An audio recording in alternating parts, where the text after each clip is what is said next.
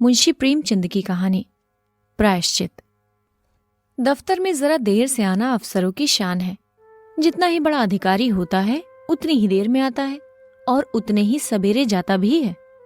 चपरासी की हाजिरी 24 घंटे की, वो छुट्टी पर भी नहीं जा सकता, अपना एवज देना पड़ता है। खैर, जब बरेली जिला बोर्ड के हेड क्लर्क बाबू मदारी लाल 11 बजे दफ्तर आए तो मानो दफ्तर नींद से जाग उठा। चपरासी ने दौड़कर पैर गाड़ी ली। आश्चर्यान्वित हालत में खड़े रहे मानो सारी ज्ञानेंद्रियां शिथिल हो गई हों। उन पर बड़े बड़े आघात हो चुके थे, पर इतने बदहवास कभी न हुए थे। बात ये थी कि बोर्ड के सेक्रेटरी की जो जगह 1 महीने से खाली थी, सरकार ने सुबोध चंद्र को वो जगह दे दी थी। और सुबोध चंद्र वो व्यक्ति था जिसके नाम से ही मदारी लाल को घृणा थी। वो सुबोध चंद्र जो उनका सहपाठी था, जिसको हराने की उन्होंने कितनी ही चेष्टा की पर कभी सफल न हुए, वही सुबोध आज उनका अफसर होकर आ रहा था। सुबोध की इधर कई सालों से कोई खबर न थी। इतना मालूम था कि वो फौज में भर्ती हो गया था। मदारी लाल ने समझा कहीं मर गया होगा, पर आज वो मानो जी उठा और सेक्रेटरी होकर आ रहा था। मदारी लाल को उसकी मातहाती में काम करना पड़ेगा। इस अपमान से तो मर जाना कहीं अच्छा था। सुबोध को स्कूल और कॉलेज की सारी बातें अवश्य ही याद होंगी। मदारी लाल ने उसे कॉलेज से निकलवा देने के लिए कई बार मंत्र चलाए, झूठे आरोप किए, बदनाम किया। क्या सुबोध सब कुछ भूल गया होगा? नहीं, कभी नहीं। वो आते ही पुरानी कमर कस लेगा। मदारी बाबू को अपनी प्राण रक्षा का कोई उपाय न सूझता था।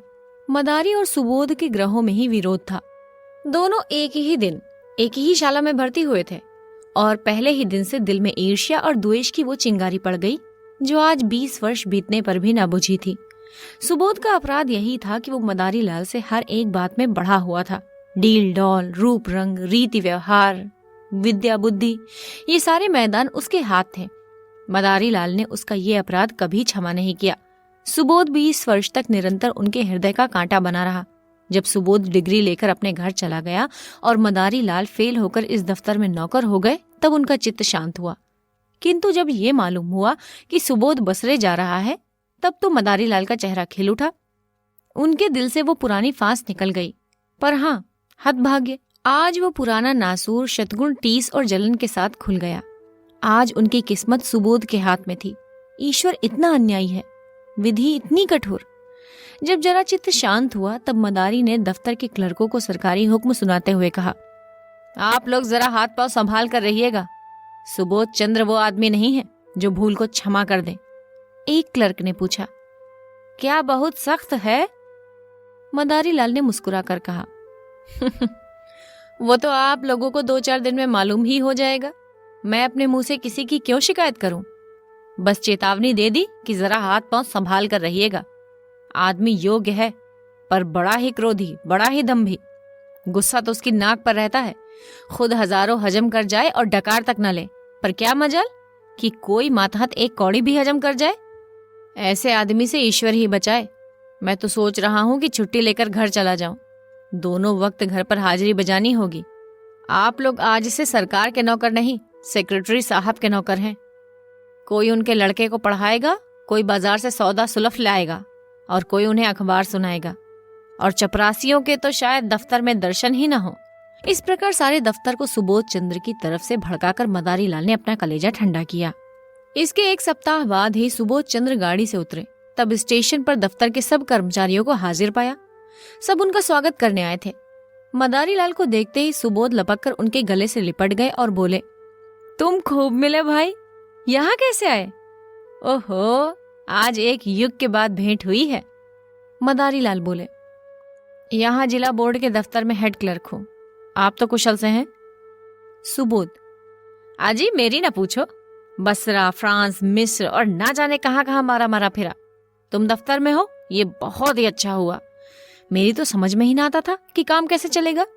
मैं तो बिल्कुल कोरा हूँ, मगर जहाँ जाता हूँ मेरा सौभाग्य ही मेरे साथ जाता है।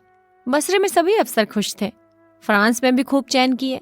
2 साल से कोई 25,000 रुपए बना लाया और सब उड़ा दिया। वहां से आकर कुछ दिनों को ऑपरेशन दफ्तर में मटर गश्ती करता रहा। यहाँ आया तब तुम मिल गए। फिर उसने क्लर्कों को देखकर पूछा, ये लोग कौन हैं? मदारी लाल के हृदय में बछिया सी चल रही थी। दुष्ट 25,000 रुपए बसरे में कमा लाया, यहाँ कलम घिसते घिसते मर गए और 500 भी जमा ना कर सके। बोले, कर्मचारी हैं, सलाम करने आए हैं। सुबोध ने उन सब लोगों से बारी बारी से हाथ मिलाया और बोला, आप लोगों ने व्यर्थ ये कष्ट किया, बहुत आभारी हूँ।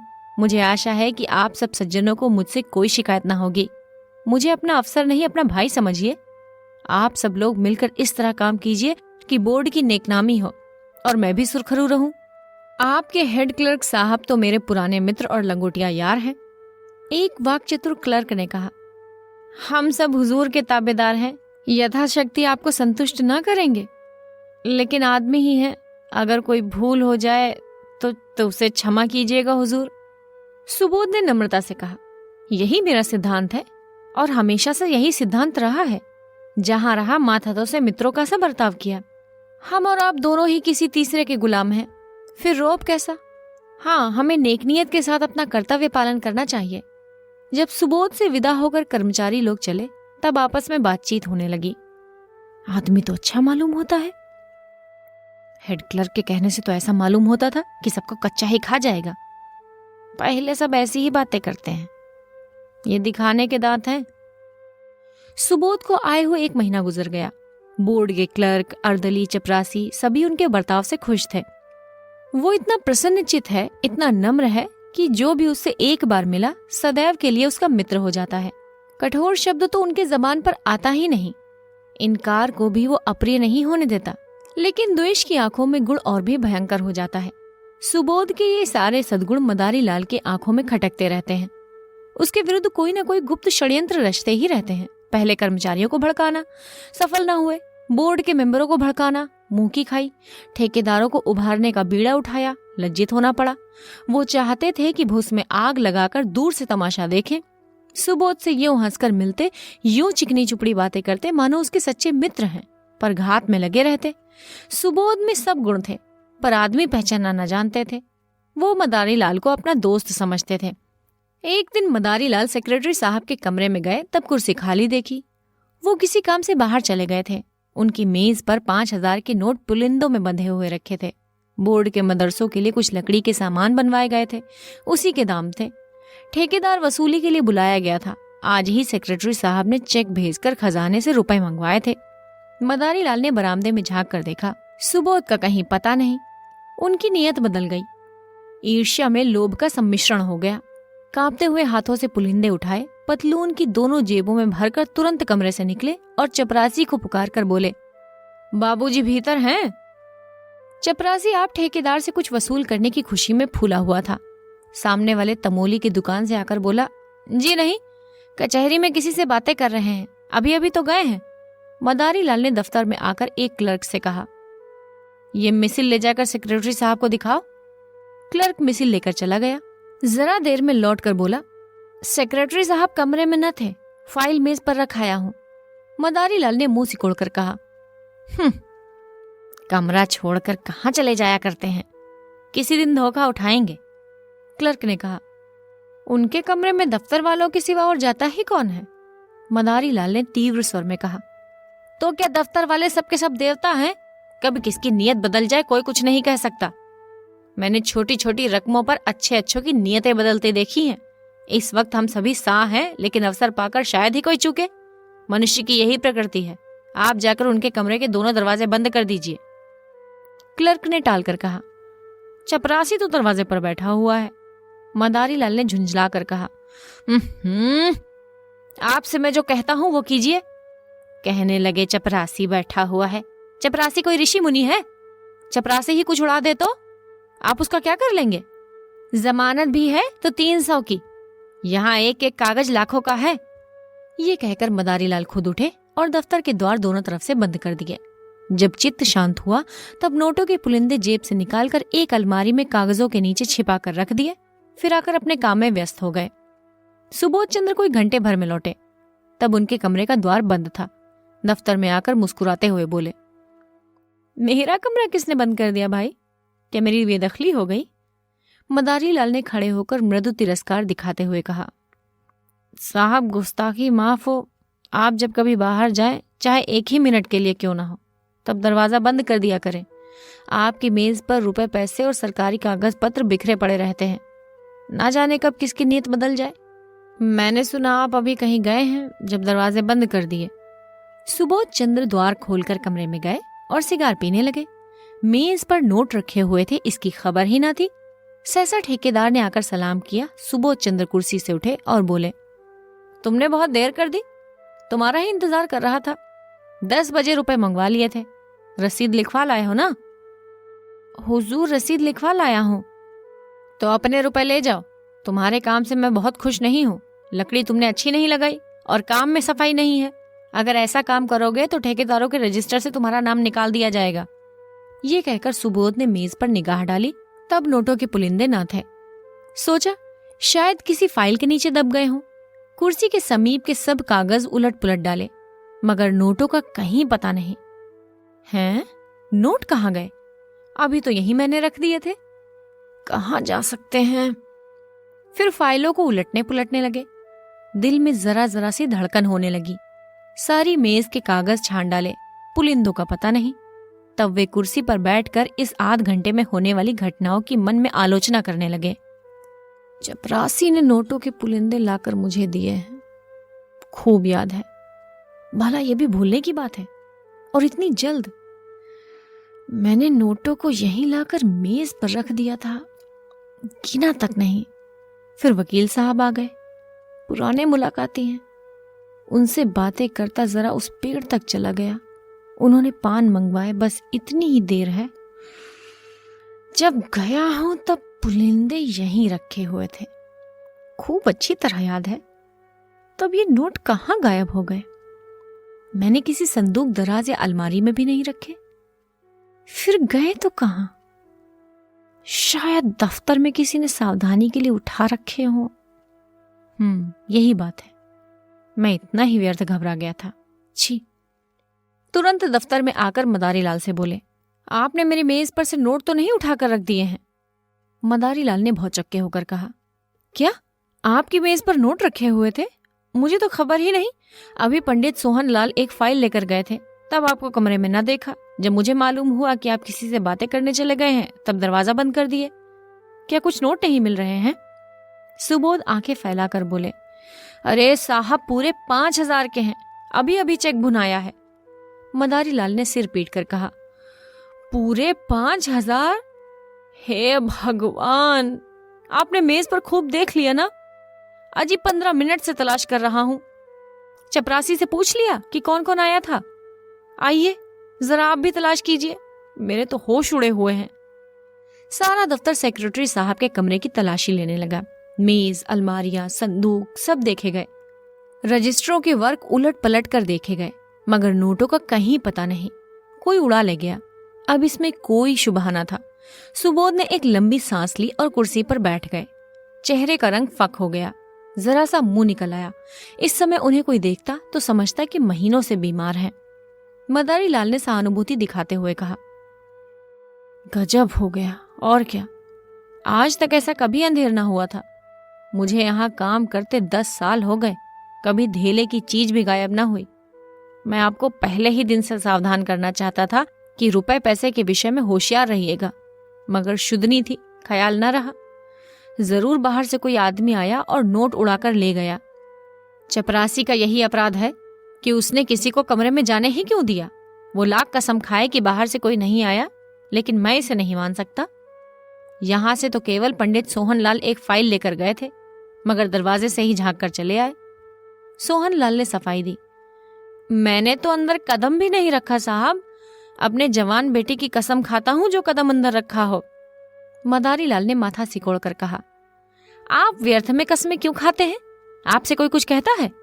सुबोध के कान में फिर बोले, बैंक में कुछ रुपए हो तो निकाल कर ठेकेदार को दे दिए जाएं, वरना बड़ी बदनामी होगी। नुकसान तो हो ही गया, अब उसके साथ अपमान क्यों हो? सुबोध ने करुण स्वर में कहा, बैंक में मुश्किल से 200-400 रुपए होंगे भाईजान। रुपए होते तो क्या चिंता थी। समझ लेता जैसे 25,000 उड़ गए, वैसे ही 30,000 भी उड़ गए। यहां तो कफन को भी कौड़ी नहीं है। उसी रात को सुबोध चंद्र ने आत्महत्या कर ली। इतने रुपयों का प्रबंध करना उनके लिए कठिन था।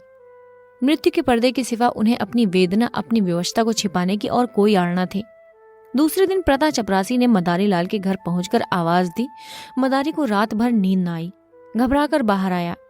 चपरासी उन्हें देखते ही बोला, हुजूर बड़ा गजब हो गया, सेक्रेटरी साहब ने रात को गर्दन पर छुरी फेर ली।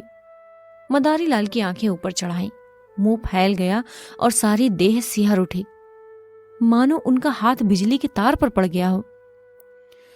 छुरी फेर ली? जी हां, आज सवेरे मालूम हुआ, पुलिस वाले जमा हैं, आपको बुलाया है। लाश अभी पड़ी हुई है? जी हां, अभी डॉक्टरी होने वाली है। बहुत से लोग जमा हैं, सब बड़े बड़े अफसर जमा हैं। हुजूर, लहास की ओर ताकते नहीं बनता। कैसा भला मानुस हीरा आदमी था। सब लोग रो रहे हैं, छोटे छोटे 2 बच्चे हैं, एक सयानी लड़की ब्याहने को है। बहू जी को लोग कितना रोक रहे हैं, पर दौड़ दौड़ कर बार बार लहास के पास आ जाती हैं। ऐसा कोई नहीं है जो रुमाल से आंखें न पोंछ रहा हो। अभी इतने ही दिन आए हुए, पर सबसे कितना मेल जोल हो गया था। रुपए की तो कभी परवाह ही नहीं थी, दिल दरिया था। मदारी लाल के सिर में चक्कर आने लगे। द्वार की चौखट पकड़कर अपने को संभाल न लेते तो शायद गिर ही पड़ते। पूछा, बहू जी बहुत रो रही थी? कुछ न पूछिए हुजूर, पेड़ की पत्तियां झड़ी जाती हैं, आंख फूलकर गूलर हो गई है। कितने लड़के बतलाए तुमने? हुजूर 2 लड़के हैं और 1 लड़की।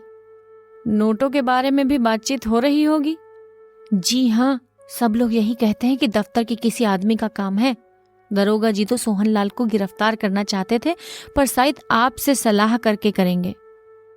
सेक्रेटरी साहब तो लिख गए हैं कि मेरा किसी पर शक नहीं है। क्या सेक्रेटरी साहब कोई खत लिखकर छोड़ गए हैं? हाँ, मालूम होता है छुरी चलाते बखत याद आई होगी कि सुबह दफ्तर के लोग पकड़े जाएंगे। बस कलेक्टर साहब के नाम चिट्ठी लिख दी। चिट्ठी में मेरे बारे में भी कुछ लिखा है? तुम्हें क्या मालूम हुआ?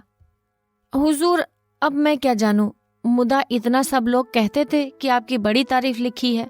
मदारी लाल की सांस तेज हो गई, आंखों से आंसू की 2 बड़ी बड़ी बूंदें गिर पड़ी। आंखें पोंछते हुए बोले, वो और मैं एक साथ पढ़े थे नंदू, 8-10 साल साथ रहा। साथ उठते, साथ बैठते, साथ खाते पीते, साथ खेलते, बस इसी तरह रहते थे जैसे 2 सगे भाई रहते हो। खत में मेरी क्या तारीफ लिखी है, मगर तुम्हें क्या मालूम होगा। आप चल तो रहे हैं, देख लीजिएगा। कफन का इंतजाम हो गया? नहीं हुजूर, कहा ना कि अभी लहाज की डॉक्टरी होनी है। मुदा आप जल्दी चलिए, ऐसा ना हो कि कोई दूसरा आदमी बुलाने आता हो। हमारे दफ्तर के सब लोग आ गए होंगे? जी हाँ, इस मोहल्ले वाले तो सभी थे। मदारी लाल जब सुबोध चंद्र के घर पहुंचे तब उन्हें ऐसा मालूम हुआ कि सब लोग उनकी तरफ संदेह की आंखों से देख रहे हैं। पुलिस इंस्पेक्टर ने तुरंत उनको बुलाकर कहा, आप भी अपना बयान लिख दे। और सबके बयान तो लिख चुका हूं। मदारी लाल ने ऐसी सावधानी से अपना बयान लिखाया कि पुलिस के अफसर भी दंग रह गए। उन्हें मदारी लाल पर शुबहा होता था, पर इस बयान ने उनका अंकुर भी निकाल डाला। इसी वक्त सुबोध के दोनों बालक रोते हुए चिल्लाते हुए मदारी लाल के पास आए और कहा, चलिए, आपको अम्मा बुलाती हैं। दोनों मदारी लाल से परिचित थे। मदारी लाल यहाँ तो रोज ही आते थे, पर घर में कभी नहीं गए थे। सुबोध की स्त्री उनसे पर्दा करती थी। ये बुलावा सुनकर उनका दिल धड़क उठा। कहीं इसका मुझ पर शुबहा ना हो, कहीं सुबोध ने मेरे विषय में कोई संदेह न प्रकट किया हो। कुछ झिझकते और कुछ डरते हुए भीतर गए। तब विधवा का करुण विलाप सुनकर कलेजा कांप उठा। इन्हें देखते ही उस अबला के आंसुओं का कोई दूसरा स्रोत खुल गया और लड़की तो दौड़कर इनके पैरों से लिपट गई। दोनों लड़कों ने भी घेर लिया। मदारी लाल को उन तीनों की आंखों में ऐसी अथाह वेदना, ऐसी विदारक याचना भरी हुई मालूम हुई कि वे उनकी ओर देख न सके। उनकी आत्मा उन्हें धिक्कारने लगी। जिन बेचारों को उन पर इतना विश्वास, इतना भरोसा, इतनी आत्मीयता, इतना स्नेह था, उन्हीं की गर्दन पर उन्होंने छुरी फेरी।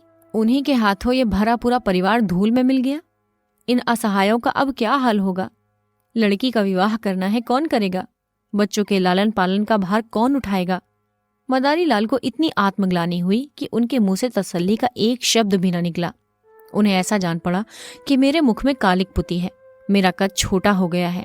उन्होंने जिस वक्त नोट उड़ाए थे, उन्हें गुमान भी न था कि उसका ये फल होगा। वे केवल सुबोध को आजिज करना चाहते थे, उनका सर्वनाश करने की इच्छा न थी। शोकातुर विधवा ने सिसकते हुए कहा, भैया जी, हम लोगों को वो मझधार में छोड़कर चले गए। अगर मुझे मालूम होता कि मन में ये बात ठान चुके हैं तो अपने पास जो कुछ था वो सब उनके चरणों पर रख देती। मुझसे तो वो यही कहते रहे कि कोई ना कोई उपाय हो जाएगा। आप ही के मार्फत वो कोई महाजन ठीक करना चाहते थे। आपके ऊपर उन्हें कितना भरोसा था कि कह नहीं सकती। मदारी लाल को ऐसा मालूम हुआ कि कोई उनके हृदय पर नश्तर चला रहा है। उन्हें अपने कंठ में कोई चीज फंसी हुई जान पड़ती थी। रामेश्वरी ने फिर रोते हुए कहा, रात सोए, खूब हंस रहे थे, रोज की तरह दूध पिया, बच्चों को प्यार किया, थोड़ी देर हारमोनियम चलाया और तब कुल्ला करके लेटे। कोई ऐसी बात न थी जिससे लेश मात्र भी संदेह होता। मुझे चिंतित देखकर बोले, तुम व्यर्थ घबराती हो। बाबू मदारी लाल से मेरी पुरानी दोस्ती है, आखिर वो किस दिन काम आएंगे। मेरे साथ के खेले हुए हैं, इन नगर में उनका सबसे परिचय है। रुपयों का प्रबंध आसानी से हो जाएगा। फिर ना जाने कब मन में ये बात समाई। मैं नसीबो जली, ऐसी सोई कि रात को मिनकी तक नहीं। क्या जानती थी कि वो अपनी जान पर खेल जाएंगे। मदारी लाल को सारा विश्व आंखों में तैरता हुआ मालूम हुआ। उन्होंने बहुत जब्त किया मगर आंसुओं के प्रभाव को रोक न सके।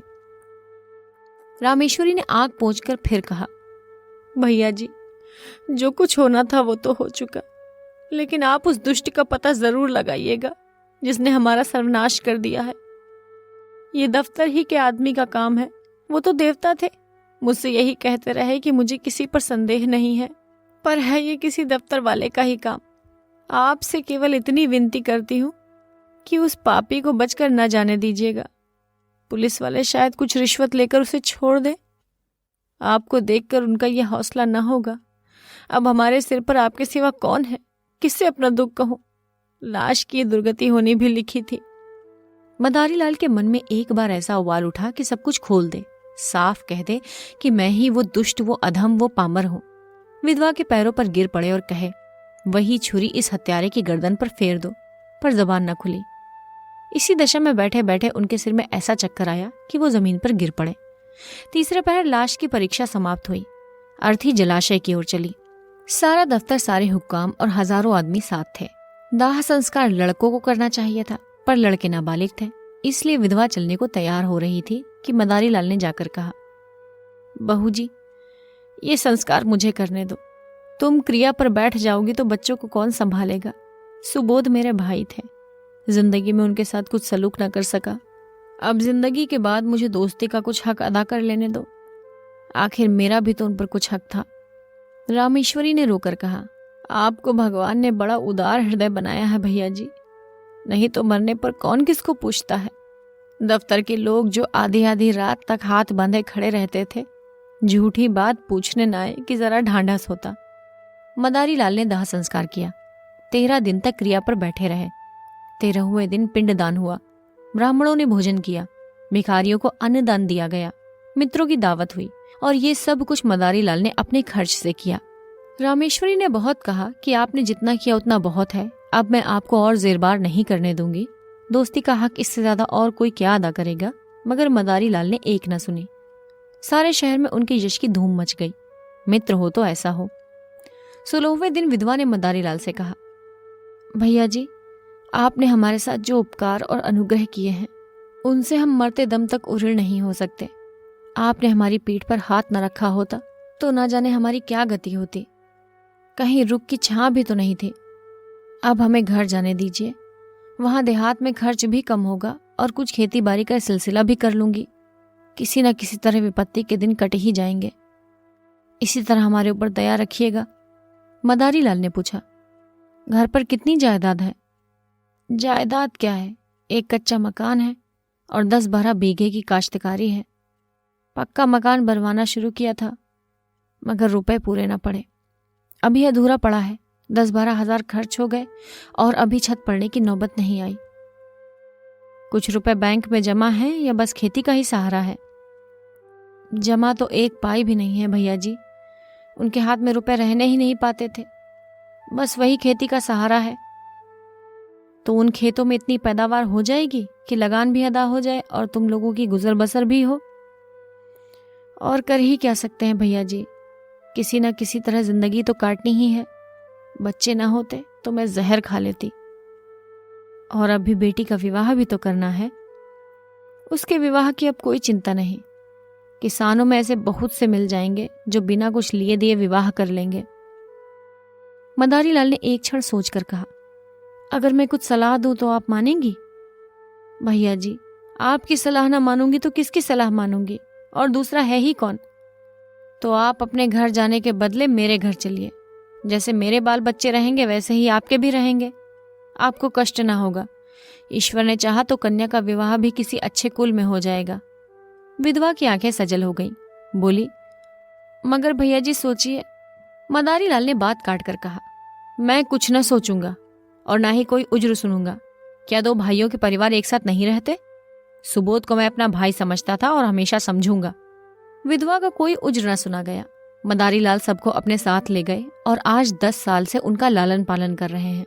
दोनों बच्चे कॉलेज में पढ़ते हैं और कन्या का एक प्रतिष्ठित कुल में विवाह हो गया है। मदारी लाल और उनकी पत्नी तन मन से रामेश्वरी की सेवा करते हैं और उनके इशारों पर चलते हैं। मदारी लाल सेवा से अपने पाप का प्रायश्चित कर रहे हैं।